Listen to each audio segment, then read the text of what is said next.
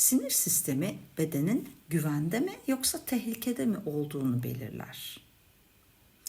Sürekli acele, stres ve gerginlik halindeyken beden hayatta kalma modunda yaşar. Yani bilinçaltının ilkel beyin modunda.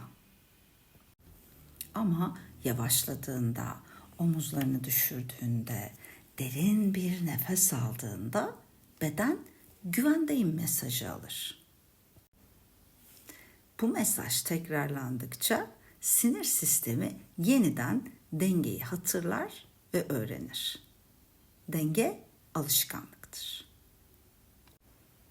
Güvendeyim mesajını tekrar hatırlayalım mı?